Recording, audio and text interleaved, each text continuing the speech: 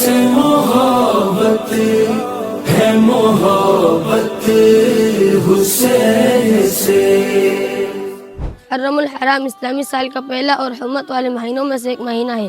اس مہینے کو اللہ تعالیٰ نے خصوصی عظمت اور برکت عطا فرمائی ہے۔ اللہ کا مہینہ، نبی کریم صلی اللہ علیہ وسلم نے محرم کو شہر اللہ المحرم یعنی اللہ کا مہینہ قرار دیا۔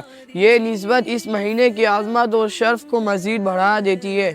یوم عاشورہ کی اہمیت۔ محرم کی 10ویں تاریخ یوم عاشورہ بڑی فضیلت کا دن ہے۔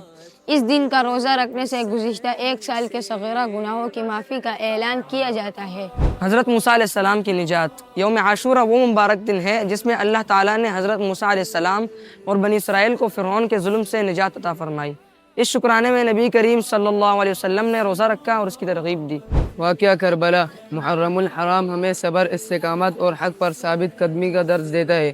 حضرت امام حسین رضی اللہ تعالیٰ عنہ اور ان کے رفقا کی عظیم قربانی اسلامی تاریخ کا روشن باب ہے۔ صبر اور ایثار کا پیغام۔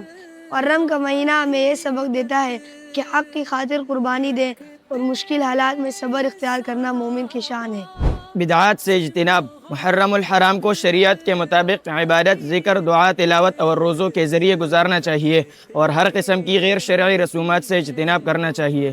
نئے اسلامی سال کا پیغام۔